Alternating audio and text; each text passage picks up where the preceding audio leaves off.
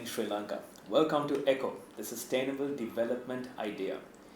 This show focuses on sustainable development initiatives that are being undertaken by the corporate sector, the public sector, and members of the public in protecting and fostering the natural resources of our country and our planet for future generations to come.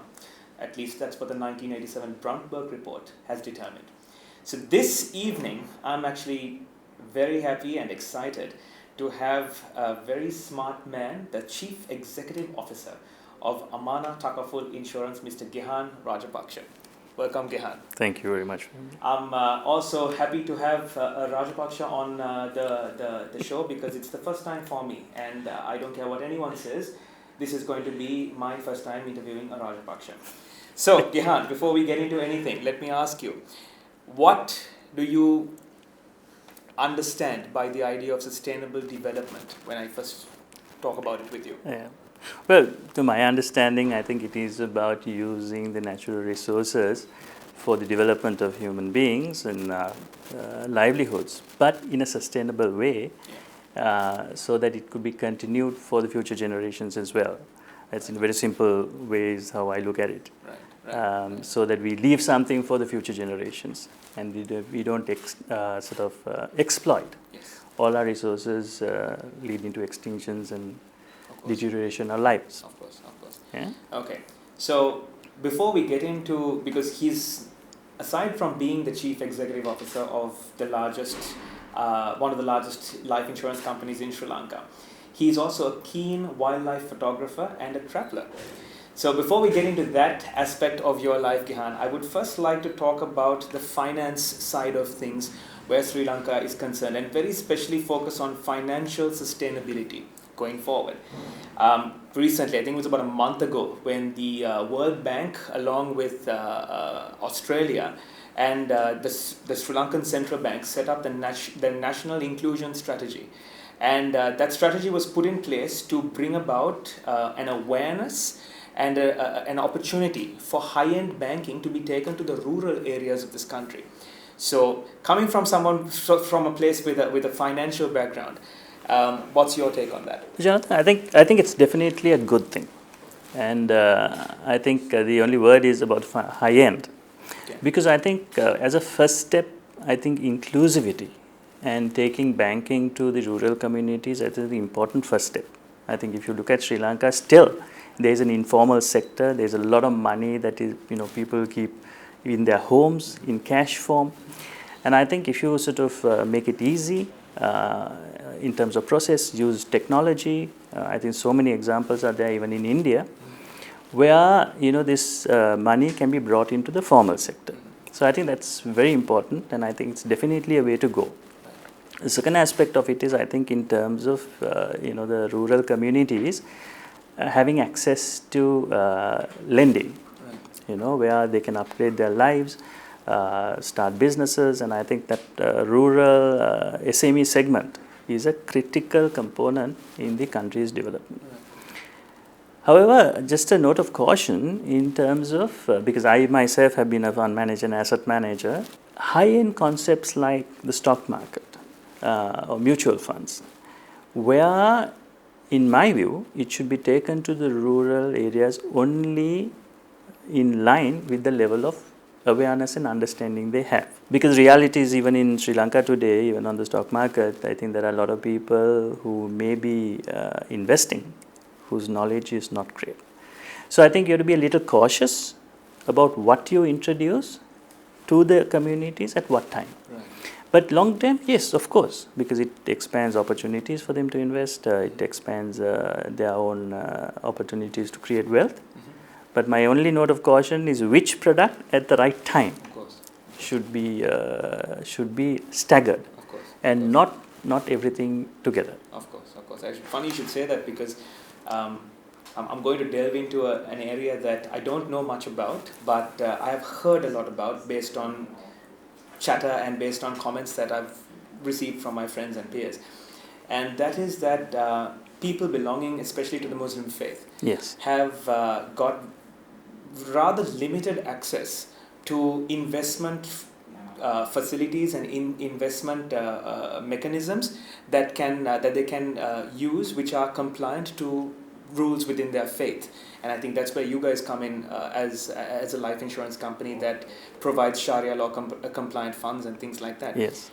Holistically, if you look at Sri Lanka as a nation, what's your comment on that? The comment is that actually if I take product for product, if you basically take, say, bank deposits or fixed deposits, I think most of the commercial banks in Sri Lanka today offer a Sharia compliant Muslim window or Islamic window. Right. So in terms of like if it's what they call wakalas or mudarabas, where similar to a bank deposit but not a guaranteed rate. So that avenue is available. Right. Then on the other side, if you basically take the stock market, I think the stock market, given the shares that we have, there is a whitelisting process, and there are those whitelisted stocks where it's Sharia compliant. So there are funds that an Islamic investor or a Muslim investor can invest in the stock market in these whitelisted funds. So 30-40 stocks available. So that is available. Right. Then gold is available, right, as an option. Wow. Gold is available for Muslim customers to invest. The only area that is not is government securities. Right. Now, I think this is an area which I would like to make a comment that the government should seriously consider, where internationally governments issue something called sukuks. Right. Those are government borrowing instruments issued by the government of Sri Lanka. Which are compliant with the rules within the Muslim faith. Yes. But today, the government of Sri Lanka doesn't issue such instruments. So, as an insurer, say for example, an Islamic insurance company, there are mandatory investments that we have to make. Of course. And we have to do it in government securities, and the returns of that cannot be used in the business. I see. So, I think the government, I see, particularly at a time when we are trying to attract foreign investments, foreign capital flows, the government should seriously look at it, because foreign capital is not only available in the rest of this thing, there is a lot of capital in the Middle Eastern countries. Okay. And I think that could be a great source of money that can be channeled into the development process. Right. In Sri Lanka, if the government were to think about it, I think it has been raised, but I think the government should seriously take that on board. That's great. So, in a perfect world, how would you go about doing that? If you were given the chance to compose this pathway, what would be your first step, and what would be a subsequent few steps that maybe someone out there would be able to hear in on and take a few notes of? So I think the first thing is that I think in principle decision must be made at the central bank level that the government of Sri Lanka or at the government of finance this thing that we would like to tap in to the Islamic funds that is possible to be brought for investment. Mm-hmm.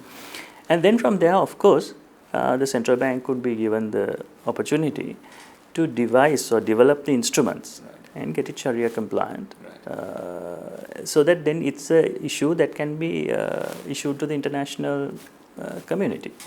And these funds are significant. And I feel that Sri Lanka at a time when we need foreign inflows to come into the country, we are shutting out. That component we are not using at all. And the government can really use it and channel it into the development process, from the Middle Eastern areas. Well, that's always a healthy option to look at, because at the end of the day, I know that our leadership right now is very intent and very committed to raising the economy of the country up. And I think that would be a great way forward. Yeah, and we have lots of commercial interests. We have a lot of commercial dealings with the Middle Eastern countries. Our labor force works in those areas. So if there is capital to be brought from those investors, and this is legitimate investment, I'm not, this is real legitimate investments, and they're huge funds. They also have insurance companies, they also have investment companies who invest in other overseas countries. So why should Sri Lanka not look at issuing formal Sharia compliant investments and bringing some of that money into Sri Lanka? And I mean, speaking strictly from a financial sustainability outlook, yes, you would also be fostering a sort of tradition or a custom where even people belonging to the Muslim faith can with confidence go and invest in an investment instrument. Absolutely. So I mean, Classic case is a small company like us. Now we, because we are compelled to invest in government securities, we do that. But then as a company we lose because we can't use the profits of that. It has to be given for charity. Right. But if there is a formal mechanism, then that investment, or they also, the Muslim community can also participate and contribute or buy into these instruments, which is a source of funds for the government. Of course. You know, That's more than locally, I think internationally for Right. me, because those funds invest in New York, Paris, globally. Right. So why shouldn't we be part of that and attract some of that to Sri Lanka? And with the advent of the port city and with visitors being Absolutely. invited in, I think it would be Absolutely. just another avenue for people to throw money at us Absolutely. and help us get our economy. Yes, yes. That's brilliant. Okay, well, in addition to all the banking and money stuff that we just spoke about, Mr. Rajapaksha is also an avid photographer. So, before we go any further, camera of your choice. I use Canon. Okay. At the moment. Did have Nikon, but I shifted to Canon about 10-12 years ago. Okay. Yeah, Well, I have no frame of reference. I use my Android phone, and that as long as it's got, I don't know, some 108 megapixels, some insane amount of megapixels, I fooled myself into believing that I'm another photographer. But some of those cameras have the best wide-angle shots for landscape. Brilliant. That's a conversation for another day. So, okay, let me, because I mean, you've obviously spent a lot of time and effort into studying ecosystems and studying our natural forestry and the irrigation components of our ecosystem. I'd like to open the floor to you, Gehan. Okay. So, like we were discussing previously, one of the things I see is Sri Lanka seems to have a lot of sort of ad hoc little projects going, but I don't see, and I'd like to see, a grand plan. Mm-hmm. And what I mean by a grand plan is an overall plan that has a particular deliverable, particular mission in place, so that we can work towards it. And this, of course, requires decisions to be made that transcend various governments. Right. That's important. Right. So, say for example, so here, in my view, I think the apex, must be water security. Right. Because if you put water security as your number one priority, then one block of it is that your entire forestry piece gets looked after, because it's a supply of water. Right? So then obviously from there, forestry, conservation, that whole block becomes an important thing. Right. Right? Then from there, the rainwater that you got, preserving it, looking after it, and optimizing the use of it becomes a second block. Right. So there comes your second listing of the tanks, the irrigation networks, how you use it, the efficiency, the cleanliness, all that falls into that category. Wow. It's funny you should say that, because you're literally the second guest on this show who has outlined the importance of water, because Sri Lanka is a very water-centric country. Yeah. We thrive on water. We need the water, whether you're in the metropolitan cities or whether you're in the villages, whether you're looking at ecosystems. Water has been centric to our survival and our dominance. Absolutely. So that's okay. Walk me through what your ideal version of this plan would be. Okay. So the third component in this plan is, like you and I know, and I love Sri Lanka. I love rural Sri Lanka.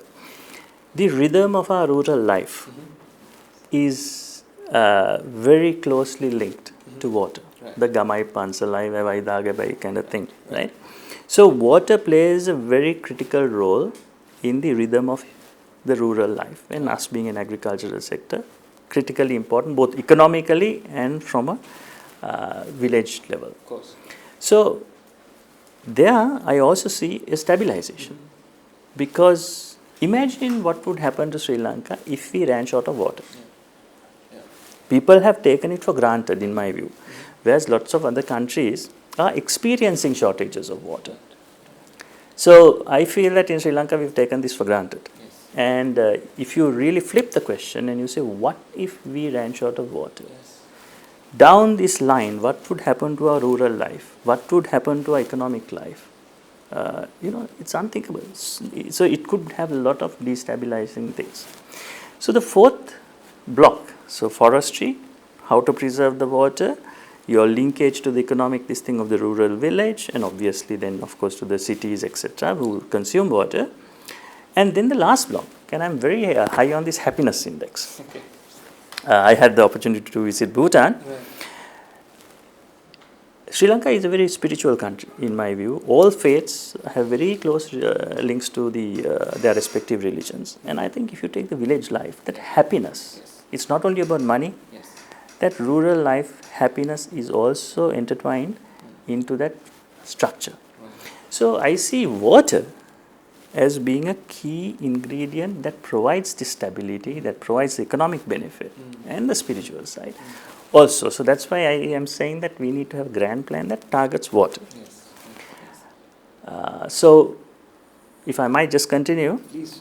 So is all yours. on the forestry side, I'm going to say it again, I don't think a proper forestry strategy is, planting trees on the roadside. You need to have a scientific advice, scientific base, and if you say, okay, 30% is what we want, then the next question is where? Sri Lanka is part of the Western Ghats, right? So Sri Lanka has a hill country in the middle.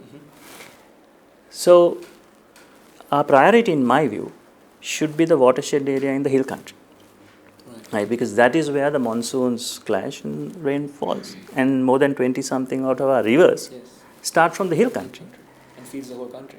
Feeds the whole country. It feeds the irrigation networks, the agriculture. So the entire sustainability of the country itself is dependent on those rivers and the hydropower. Yes. So I think a proper forestry strategy must be linked to where. And then I think the government and whoever is going to implement must say, okay, this is the plan. This is where we are going to do it, then who's going to do it? Yes. So I think that kind of thinking is what, Jonathan, I am saying, needs to come in. Right. Scientific advice, the scientific community, an implementing agency, but a grand plan. Right. And I like to also throw in another component here.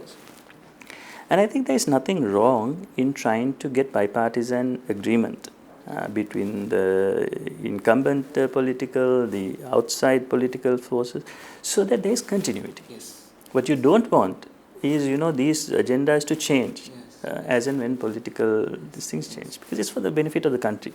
Of course. So this is my lineup. Yes. Yes. Forestry, then the water tank clearing, restoring, all that, and the village rural life. No, I'm glad that you actually brought that up, Gehan, because I think in subsequent governments, we've had people who have, how do I put it, leaders have actually made forestry reservation and looking after the water segment.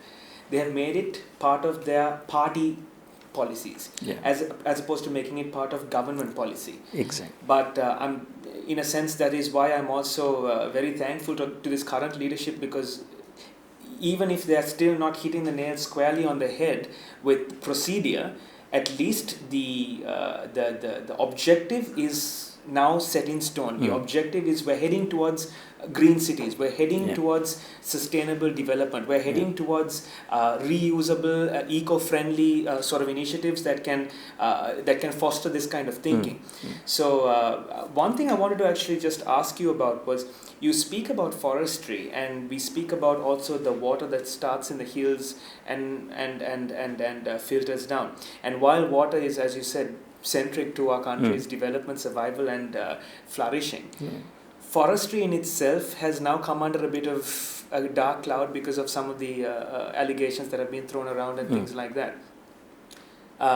In terms of developing just purely our rainforest, which is not even hill country, we're talking of middle to low country, how would you, as someone who has been in the field and who has seen the wide scope of the flora and fauna that the entire nation has had to offer, what would be your thoughts in enhancing that? Do we have a chance at A, saving Singharaja, B, enhancing Singharaja, or C, creating a brand new Singharaja somewhere else? I think all are possible. All are possible. I think it just requires leadership. and not being subjected to political vicissitudes. I think to do the right thing is to do the right thing. Yes. And I think it's possible, Jonathan, because the thing is, if you take Singaraja, there was also at a time when we were in the Wildlife Society and all, there was this idea about connecting or creating something called the Highlands Forest Reserve. Okay. That was to connect Singaraja through Lagal, through Nuarelia and also Horton Plains. Yes. So that you create one continuous ecosystem that is highland kind of ecosystem. Right. And I think it's a great idea. It was a great idea because all what you really need is to connect some of these fragmented forest patches, and this is where reforestation in a scientific basis comes to play. That's the first thing.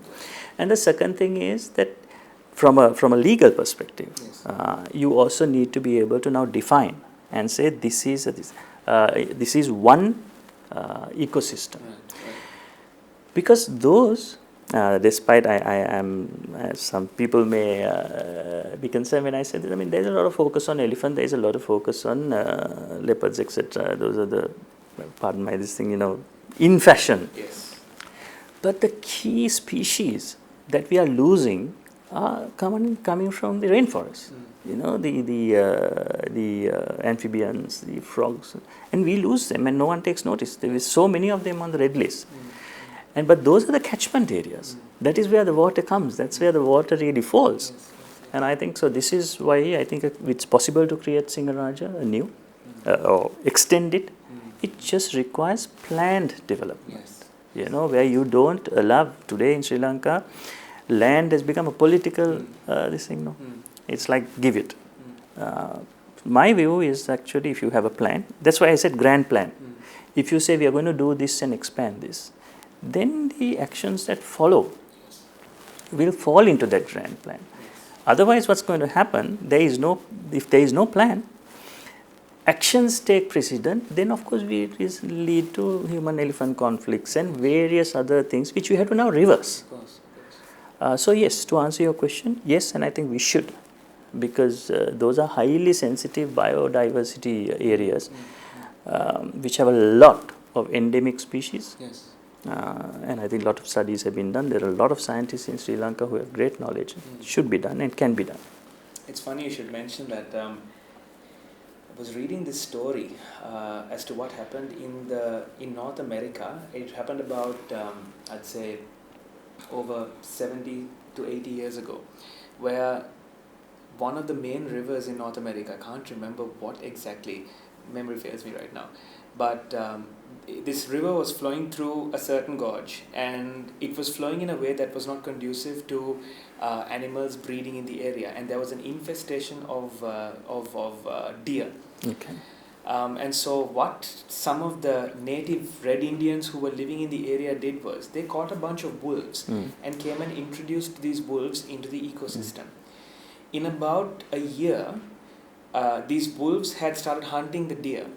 Because the wolves had started hunting the deer, the forestry and the vegetation that was normally being eaten up by the deer had a chance to grow. When those trees started growing, they noticed that it started growing in a way that the river was creating its own tributaries and going through the land. And as a result of that, I don't know if it was planned according to the way we would like it being planned today in this modern day and age, but these people are natives of that country, and they obviously understand the soil on a very fibrous level. And so once they introduced these wolves in, they noticed that even the river had started diversifying into its own little sub-tributaries. And because of that, there was more land getting water now because of what a few wolves being introduced into the ecosystem did. So I think there's a lot of wisdom behind what you say, because the lack of a grand plan is what is actually shooting us in the foot here. Most of us from the corporate sector, we all work with a particular objective in mind. And I think even the present political leadership has that. First you must have a vision and an objective. So let's say, for example, as an example, if you want to get to 30% forest cover as one element, right? Then from there, that's your dream, that's your vision, that's your goal. Then there must be measurable plans that are broken out, like any corporate, right? We all have business plans. So have a plan with milestones. Then put the implementation agencies into place, and then have a review mechanism. It's pretty simple. In my view, it's not a complicated thing. If you just have those 4 elements of structures into place, then you will be able to make very good progress. I think what we don't have, even if we maybe probably have a grand plan, I think also it's important that the communication piece, Jonathan. I think it's important that this grand plan is articulated, we get society behind it, we get everyone on board, and then it's implemented. So that there is no problems, and why I said previously also that if we can build consensus even among the political divide, then it's a continuum, and no one will play politics with that grand plan, which is for the national interest. I think that's really important. Yes. I think it should be akin to every Sri Lankan standing up when the national anthem is being played. It should be something that goes beyond party politics and goes beyond what color you belong to. Absolutely. So I think the tragedy of having this leadership coming into power and this lack of this grand plan, I think, can largely be accrued to the fact that we've been dealing with another huge challenge, which is a global pandemic. Yeah. And I think that's why also attentions have not been unable. You can't. I mean, how can you focus on developing the ecosystem when you're fighting for the lives of people in real time as we speak right now? So maybe, God willing, hopefully, when things ease out and when this national and international crisis comes to some sort of a manageable level, at least then we will be able to see some of the initiatives that you have spoken about being actually coming into fruition and taking root. I have a slightly different view. Go for it. Go for it. See, why is it important that we sort of deal with what's urgent and the COVID definitely, but I feel, Jonathan, that some of these plans require scientific input. Universities, and there is a scientific community. Whilst the government is dealing with this, I think that grand plan can be developed. Put together. The implementation certainly has to take place only once this thing. But I think that grand plan, there should be a fora or given to some scientific people or whoever. The plan can be developed, and the commitments can be built. The consensus among parties can be built. Implementation obviously has to be the risk. But if you start to develop the plan after this, then we are talking another so many years down the line. And I don't think Sri Lanka really has the luxury of that thing. I just also want to make this comment that we must understand that we are also part of the ecosystem. And it's not the ecosystem is there and we have every right to sort of do what we want, because the consequences will come. And as a very good example, you were just talking about this river. I was very surprised to read this thing said environmental refugees. And that is a concept that is now being discussed, where I think in Africa, if my memory is right, Senegal, I think, the Sahara was basically expanding to the point that the people in those areas, it became inhabitable, and they just had to migrate up north. And so this concept about environmental refugees is very much on the table. And then what they did was they went on a huge tree planting campaign. To reclaim the land. To reclaim millions of trees. And what they said, they were very surprised about how it changed. The water tables came up again, agriculture started to thrive again, and it became a habitable land. So, my view is that we can't take it for granted. We just need to have that plan saying this is it. So it does this. If you say 30% of it is for forest cover, right? Then you have X amount of land for agriculture. There will come the pressure saying, okay, how do we make this productive? Then will come technology. Then in the agriculture sector, as long as we are in a situation where you just start clearing land, then there is no pressure for technology. There is no pressure for productivity. There is no pressure to improve yield. Why? Land is available. But that's not the road to go. Because it will come to bite if you don't have the water. there you have it, ladies and gentlemen. Gehan, thank you so much for joining us today. Thank you so much for your valuable input. Thank you for all the thoughts that you've invested, because I think it's actually a good point to keep in mind. Invisible lines between parties, peoples, and groups to keep the country and its ecosystem at the forefront of our goal and our vision. Because at the end of the day, you can talk about sustainable development ideas all day long. If you have no country to live off, what good is it? Absolutely. Thank you so much, Gehan, for your time. Thank you for taking the time out of your day to be here with us. Ladies and gentlemen, that wraps up today's program. That wraps up today's show. Thank you very much for joining us. See you next time. Thank you very much.